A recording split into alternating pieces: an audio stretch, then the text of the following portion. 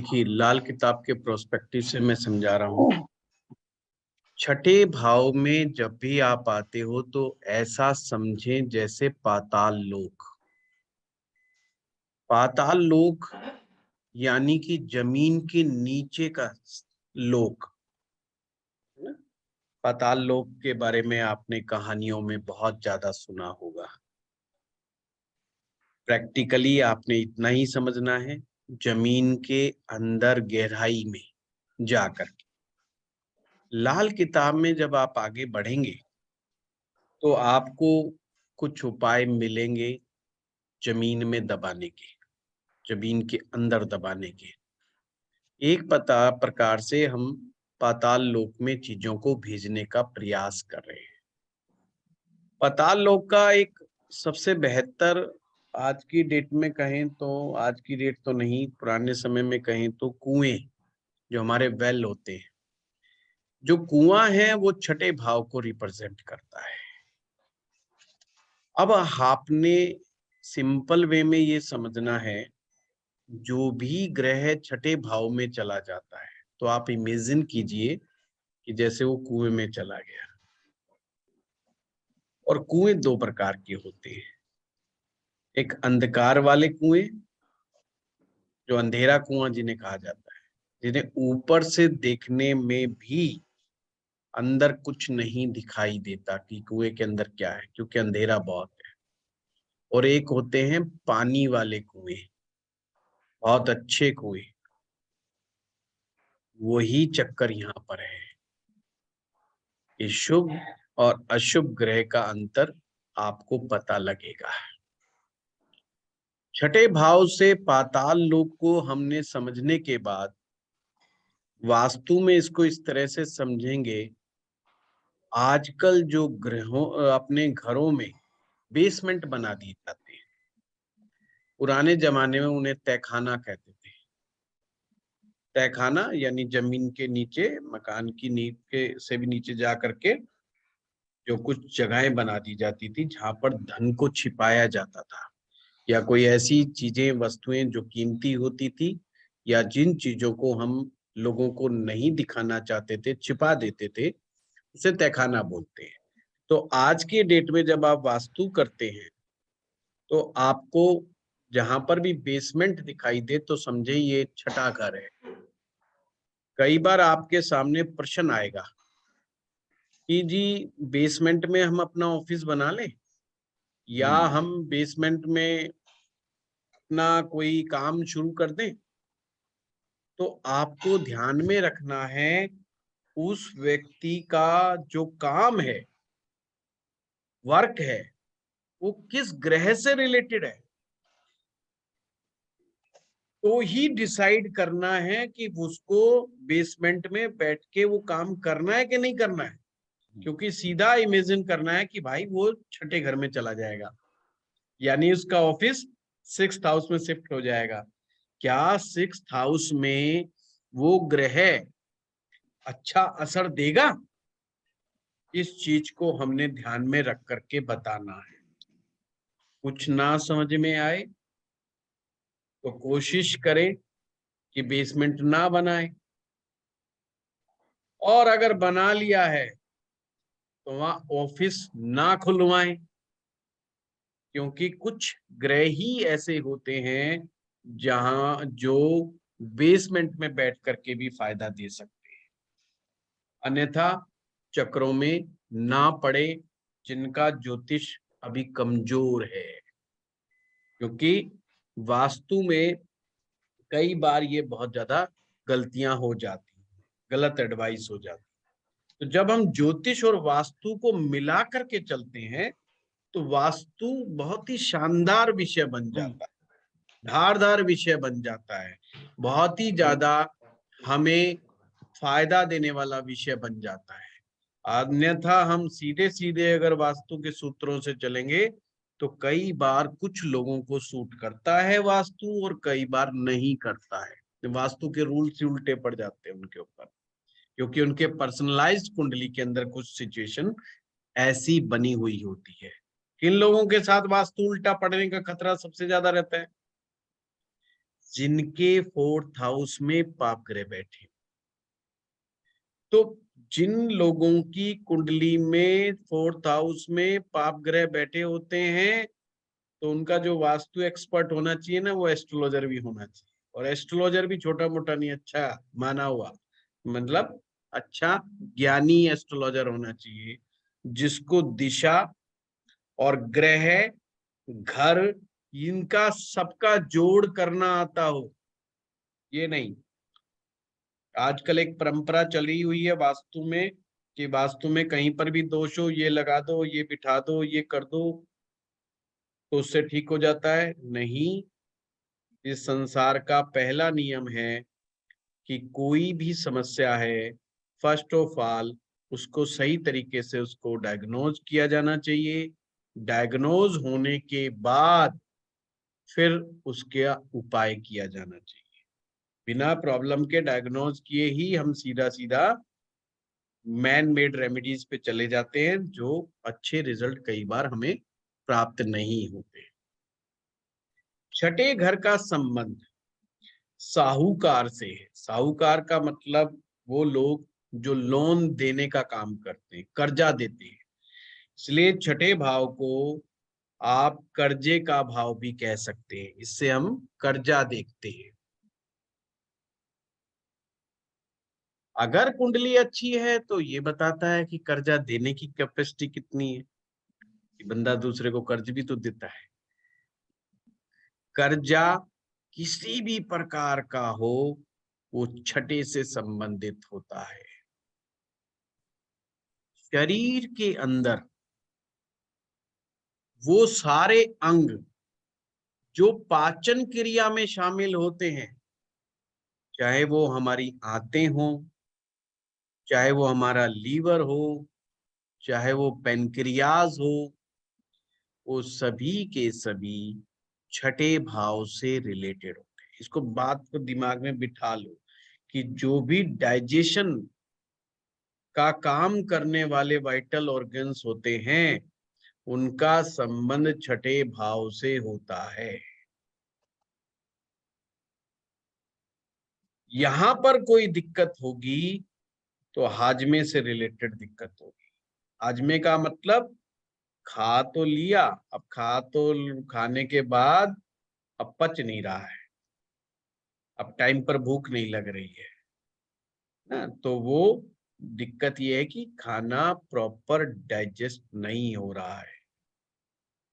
और बिना भूख के खाना खाना रोग को निमंत्रण देता है। ये सूत्र समझ लीजिए, बिना भूख के खाना खाना रोग को निमंत्रण देता है। इसलिए छठा भाव रोग का है।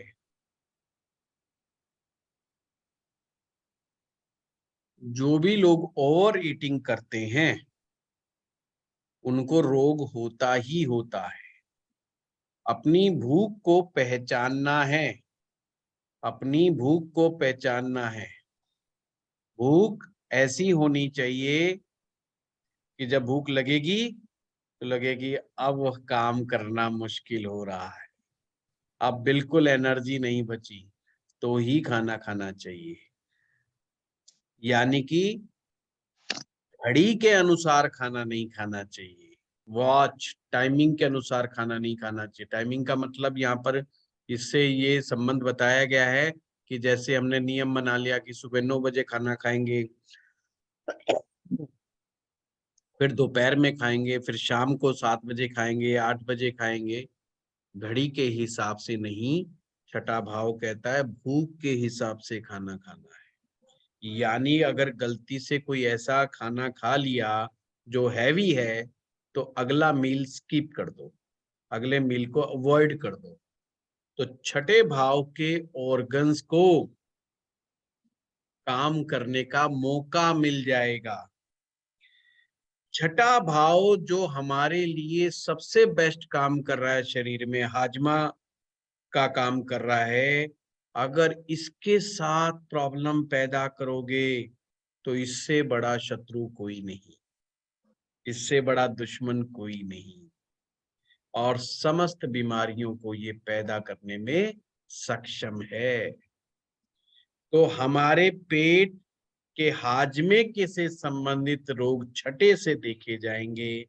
हमारे जो शत्रु होते हैं, यानी कि हमारे जो दुश्मन होते हैं, वो भी छठे से देखा जाएगा। इसमें वो दुश्मन भी आते हैं जो दिखाई नहीं देते, यानी कि हमारे कंपटीटर, कंपटीशन के लोग, जिनको हम कहते तो हैं तो सही, पर हम डायरेक्टली नहीं कह सकते कि हमारा दुश्मन है। एक ही तरह का व्यवसाय करने वाले कई सारे लोग, मान लीजिए आप जिस मोहल्ले के अंदर अपनी एस्ट्रोलॉजी का काम करते हैं, वही 10-20 एस्ट्रोलॉजर और आ जाए, तो आपके कंपटीटर आ गए। ये भी छठे भाव से देखा जाता है कि आप अपने कंपटीटर से मुकाबला करने में सक्षम हैं कि नहीं हैं। आप मुकाबला कर पाएंगे कि नहीं कर पाएंगे, उनसे जूझ पाएंगे कि नहीं जूझ पाएंगे, उनको हरा कर के आगे जाना की ताकत आप में है कि नहीं, ये छठा भाव ही बताएगा। और काम की बात, जो हम व्यापार करते हैं, जो हम काम करते हैं, उस व्यापार से संबंधित ज्ञान, नॉलेज भी छठा भाव ही करवाता है। छठा भाव एक ऐसा भाव है, अगर इसमें थोड़ी सी चूक हो गई, यानी कि थोड़ी सी गलती हो गई, तो मामला बहुत ज्यादा गड़बड़ हो जाता है। इसलिए छठा भाव बहुत इंपॉर्टेंट है, क्योंकि ये भाव दूरदर्शिता का भाव है। दूरदर्शिता आप समझते हैं, इसे लाल किताब में तो दूरअंदेशी लिखा है। दूरअंदेशी, दूर मतलब दूर तक देखने की क्षमता है। रामायण में इसे गिद्ध दृष्टि लिखा है, दूर तक देखने की क्षमता। वही व्यक्ति व्यापार में सफल होगा जिसकी गिद्ध दृष्टि होगी, या दूरदर्शिता जिसमें जितनी ज्यादा होगी। अगर आप अगले 5 साल में ज्योतिष का मार्केट कैसा होगा ये देखने में सक्षम है आज, तो डेफिनेटली आप उसी के हिसाब से अपनी प्लानिंग बना लेंगे, अपने आप को उसी तरह से अपडेट कर लेंगे। तो छठे भाव को कभी भी हम व्यापार के रूप में देखते नहीं है, और यहां से हम गलती करते हैं। जब हम व्यापार में जाते हैं और या किसी को व्यापार की सलाह देते हैं, ये जरूर देख लें कि उसका छठा भाव कैसा है कैसा नहीं। अगर वहां पर कमजोर और शुभ ग्रह बैठे हुए हैं तो अवॉइड, क्योंकि वो दूर अंदेशी नहीं देंगे, वो ताकत नहीं देंगे, लड़ने की ताकत नहीं देंगे, अपने आप को अपडेट करने की ताकत नहीं देंगे। लड़ने का मतलब ये नहीं होता हम तलवार लेके लड़ेंगे। व्यापार में लड़ने का मतलब होता है प्लानिंग अच्छे से बनाना, स्ट्रेटजी अपने आप बनाना, और अपने आप को अपडेट करना। छठा भाव हमें बताता है अर्निंग बाय लर्निंग। छठे भाव का मालिक मरकरी है, छठे भाव का मालिक बुध है, और जितनी भी तरह की लर्निंग्स हैं, जो भी हम ज्ञान ग्रहण करते हैं, लर्न करते हैं, किसी भी तरह की स्किल लर्न करते हैं हम, वो सभी का सभी मरकरी है, सब पूरा का पूरा बुध है। कोई व्यक्ति कितना स्किलफुल होगा, जो व्यक्ति जितना अपडेट होगा, जो व्यक्ति जितना एडवांस में अपडेट होगा और जितना ज्यादा एनालिटिकल होगा, वो उतना ही ज्यादा सफलता हासिल करेगा और अपने कंपटीटर को हरा करके आगे बढ़ जाएगा। यानी कंपटीटर उसका कुछ नहीं बिगाड़ पाएंगे। मैं लॉजिक भी साथ में बता रहा हूं, क्योंकि छठे भाव का स्वामी बुध है लाल किताब के अनुसार, और बुध ग्रह राशिफल का भी है, यानी मालिक भी वही है बुध और कारक भी वही है बुध। इसलिए छठा भाव हमें ताकत देता है एनालिसिस करने की, विश्लेषण करने की क्षमता देता है कि हम विश्लेषण क्या, किस स्थिति में हम क्या करें, जब भी हम कंपटीशन में फंस जाएं क्या करें, हम अपने शत्रु के बीच में फंस जाएं तो क्या करें, जब हम अपने प्रॉब्लम्स में फंस जाएं तो क्या करें, अगर हमारे ऊपर कर्जा चढ़ जाए तो हम क्या करें। ये सारे निर्णय लेने की क्षमता आपका छठा भाव देता है। अब छठे भाव के साथ एक चीज और जोड़ दी कि साहब केतु को भी जोड़ लो। लाल किताब कहते हैं ये केतु का ऑफिस है, छठा भाव केतु का ऑफिस है, क्योंकि केतु मंगल की तरह का ही ग्रह है।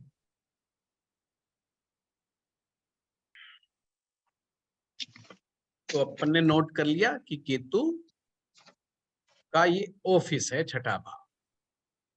अब हमने दूरदर्शिता को तो समझ लिया, पर साथ में लाल किताब कहती है इसमें बैठा हुआ छठे भाव में जो भी ग्रह बैठेगा वो भाग्य की गिरावट का कारण भी हो सकता है।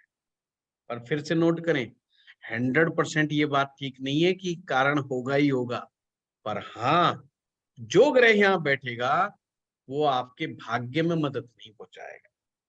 फिर से मैं रिपीट कर रहा हूं, जो ग्रह छठे भाव में बैठेगा वो आपको भाग्य के पक्ष में कोई हेल्प नहीं करेगा, उससे आपको कोई मदद नहीं मिलेगी। अगर आप सोचो कि लक का मामला बेस्ट हो जाए या छठे भाव में अगर बैठा हुआ ग्रह आपको मदद कर दे, तो ये बात नहीं होगी।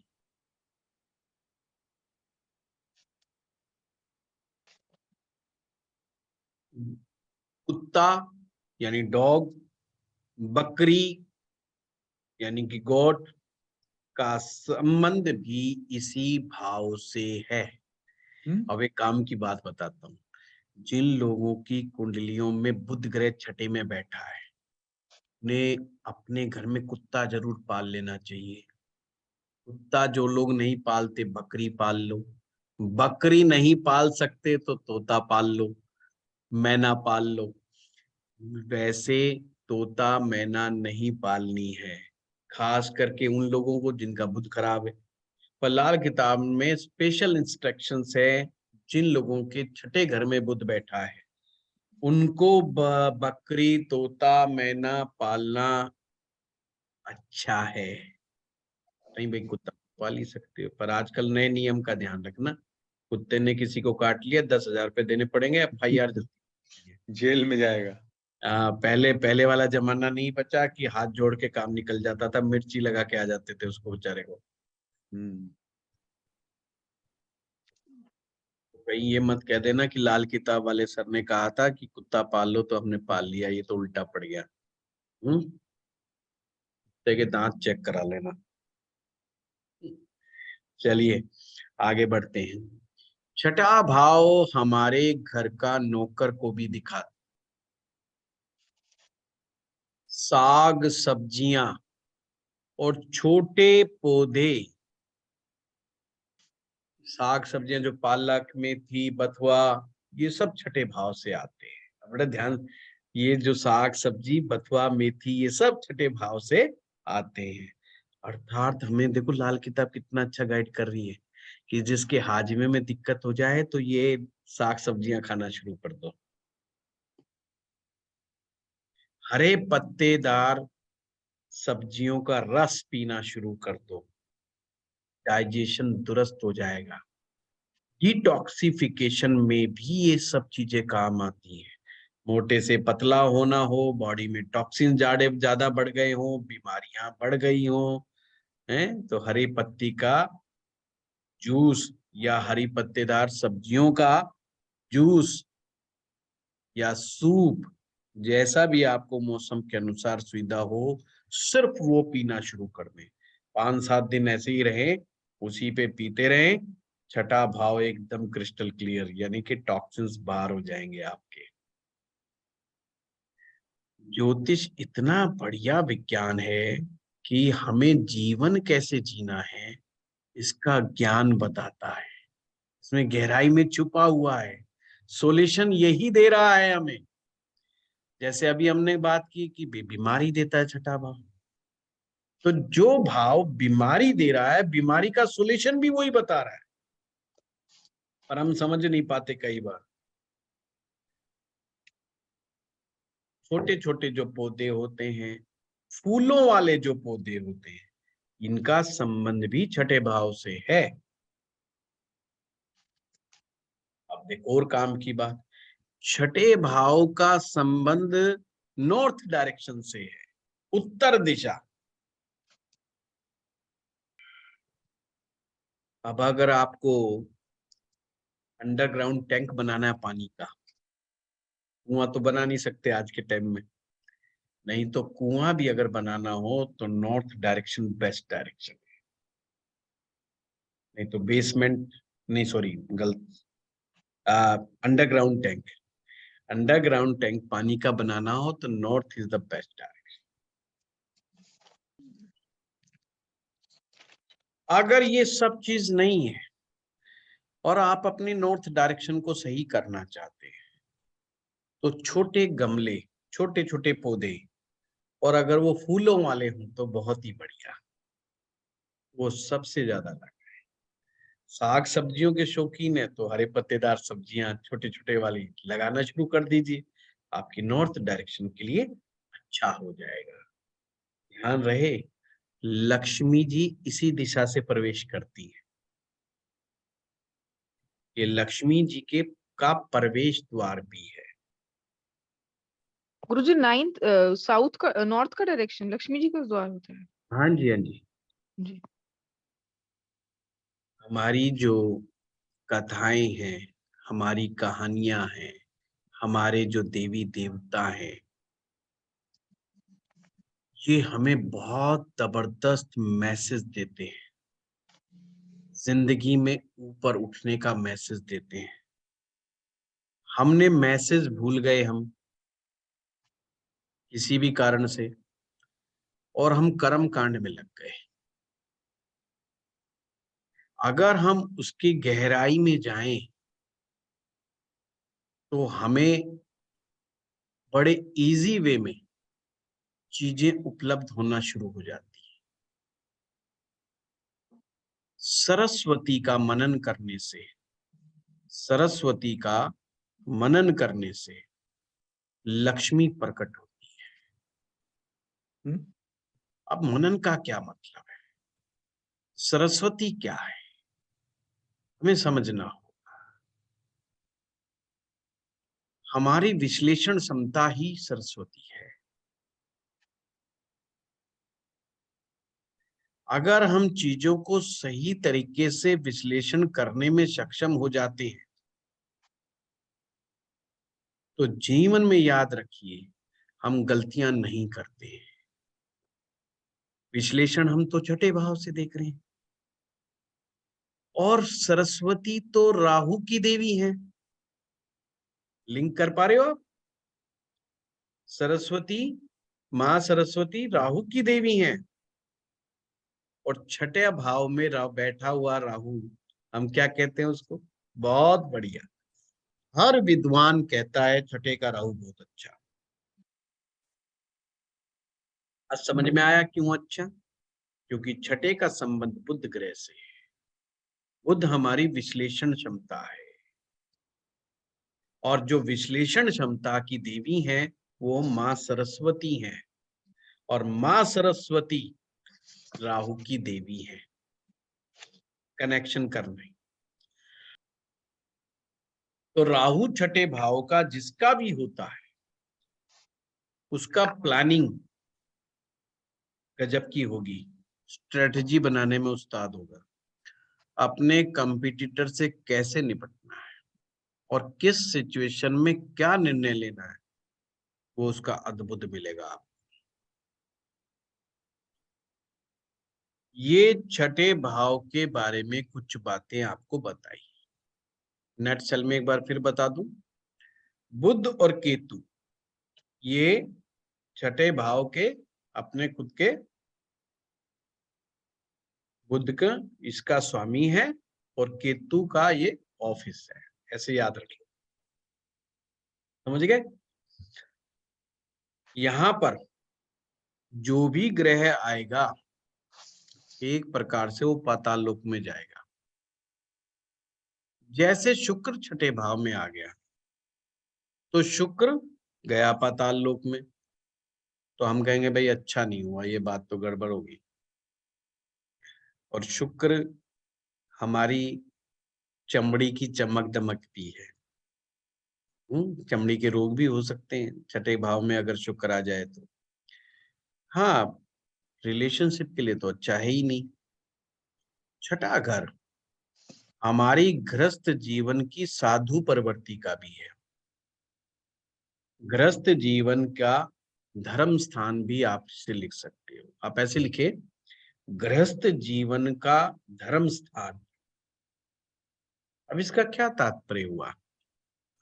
धर्म स्थान पर हम लोग ब्रह्मचर्य का पालन करते हैं। इसलिए बड़े बुजुर्ग समझा करके भेजते थे, जब कपल कहीं पर भगवान के देवी देवताओं के यहाँ पे दर्शन करने जाते थे, तीर्थ स्थान पे जाते थे, तो कि ब्रह्मचर्य का पालन करना है। तो छठा भाव ब्रह्मचर्य का है, इसीलिए इसे गृहस्थ का धर्म स्थान कहा है। तो आपको अगर शॉर्टकट में लिखना है तो छठे भाव का ब्रह्मचर्य से संबंध जोड़ दीजिए। सेपरेटिव हाउस है, पति पत्नी के सेपरेशन का भी भाव है, पर जिनके मंगल छठे भाव में बैठा हो, अब मैं स्पेशल नोट लिखवा रहा हूं कि मंगल छठे भाव में किसी के बैठा हो तो उसको अपने बच्चे के जन्मदिन पर मीठा ना खाना चाहिए, ना बांटना चाहिए। नमकीन बांटने की कोई मनाही, और अपने खुद के जन्मदिन पर भी कोशिश करें नमकीन ही बांटे। अब हमें चलना है सप्तम भाव पर। छठे भाव को मैंने आराम से समझाया है, बड़े स्लो स्पीड में समझाया है। छठा भाव अक्सर कंफ्यूज करता है लोगों को, क्योंकि बहुत बड़ा कंफ्यूजन बना रहता है कि छठे से हम कैसे निपटे हैं। ये यक्ष पर्सन है। छठा भाव हमारे जिंदगी का भाव है। हम नित्य प्रतिदिन छठे में फंसे रहते हैं, किसी ना किसी बीमारी से जूझते हैं, या शत्रु से जूझते हैं, या कर्जे से जूझते हैं। हर व्यक्ति किसी ना किसी रूप में छठे से पीड़ित है। बड़े ध्यान से समझना, हम में से हर व्यक्ति किसी ना किसी रूप में छठे से पीड़ित है। अब पति पत्नी में कहीं सेपरेटिव इशू है तो वो छठे से पीड़ित है, किसी का मुकदमा चल रहा है तो वो छठे से पीड़ित है, लड़ाई झगड़ा है तो छठे से पीड़ित है, शत्रु उसका घेराव कर रहे हैं तो छठे से पीड़ित है, कोई रोग उसको लग गया, कोई बीमारी उसको लग गई है तो छठे से पीड़ित है, किसी का कर्जा ले लिया है और कर्जा वापस नहीं कर पा रहा है तो छठे से पीड़ित है। आप तमाम चीजें देखते चले जाओ, और अगर वो अपने धंधे की प्लानिंग नहीं बना सकता, एक अच्छी स्ट्रेटेजी नहीं बना सकता तो छठे से पीड़ित है। तो छठे से पीछा हम नहीं छुड़ा सकते, ये हमेशा ध्यान रखना। छठा हमारी लाइफ का एक इंटीग्रल पार्ट है। हमें ये कला लर्न करनी होगी, हमें ये कला सीखनी होगी कि छठे से मुकाबला कैसे करना है। यानी कोई रेमेडी नहीं है कि अगर हम कहें कि छठे से संबंधित नेगेटिव इम्पैक्ट नहीं आएगा। छठे से नेगेटिव इम्पैक्ट तो डेली आता है। उससे हम पीछा नहीं छुड़ा सकते। भगवान जी भी प्रकट हो जाएं तो भी नहीं कुछ होगा। इसलिए मैं पर बता रहा हूं, इसीलिए आपको कला सीखना है। और वो कला चाहे आप गीता के माध्यम से सीखें, गीता को लर्न करें, गीता को समझें, या रामायण को पढ़ करके समझें कि जीवन जिया कैसे जाता है, या आप अष्टावक्र गीता को सुने, और सुनने से भी ज्यादा बेहतर है समझें। ये गीता जो है हमारे जीवन का मनोविज्ञान है। हमारे सभी के अंदर एक अर्जुन बैठा है और हम सभी कंफ्यूज हैं। हर रोज हम कंफ्यूज रहते हैं, कभी किसी चीज को लेके, कभी किसी चीज को लेकर के। कंफ्यूजन किस बात का, कि फैसला कहीं गलत ना हो जाए। अर्जुन क्यों कंफ्यूज है? क्योंकि उसके परिवार के लोग हैं उसके सामने, उनको मारेगा तो उसे लगता है कहीं ये फैसला तेरे द्वारा लिया गया गलत तो नहीं हो जाएगा, कि तेरे को इतिहास ये तो नहीं कहेगा कि तूने अपने परिवार के लोगों को मार दिया, धनुर्धारी था तो। ऐसा ही कंफ्यूजन कुछ कुछ हम सभी के बीच में नित्य होता है, कि कहीं हम गलत तो नहीं हो जाएंगे। गलत ना हो जाने का, गलत हो जाने का भय बहुत ज्यादा सताता है। और इसीलिए छठा भाव हमारा हमें कंफ्यूजन की बात को कहता है। 6th हाउस से कंफ्यूजन भी आता है। अगर आप कहीं किसी भी चीज को विश्लेषण नहीं कर सकते, किसी भी सिचुएशन का सही ढंग से विश्लेषण जब नहीं हो पाता, यानी तुरंत निर्णय नहीं हो पाता, तो हम कंफ्यूज हो जाते हैं कि हम इस सिचुएशन में क्या करें। अब डिसीजन नहीं मिल रहा है तो आप कंफ्यूज हो जाएंगे। और कंफ्यूजन भी छठा भाव है आपका। अनिर्णय की बात जो आती है छठे से है। देखिए सिंपल है ये। अब हमें चलना है। और ये आप ये भी कह सकते हो, बुद्धि का अंदरूनी भाग, ये भी छठा भाव है। क्योंकि Buddha is brain, mercury is brain, आपका दिमाग, दिमाग की विश्लेषण क्षमता, वो मरकरी है। जिस व्यक्ति का बुद्ध जितना अच्छा होगा, छठा भाव अच्छा होगा, मरकरी जितना अच्छा होगा और केतु जितना अच्छा होगा। दो चीज ध्यान रखिए, मरकरी जितना अच्छा होगा, केतु जितना अच्छा होगा, छठा मस्त है उसका, टेंशन फ्री रहो। वो अपने आप हर सिचुएशन से जूझ लेगा, हर उसको मुसीबतों से कैसे बाहर आना है, ही नोज वेरी वेल। सारे बोलो, मन मन में बोलो, बुध अच्छा, केतु अच्छा, छठा मस्त, टेंशन फ्री लाइफ। देखा, ये सूत्र दे दिया। फिर डरने की जरूरत नहीं छठे से।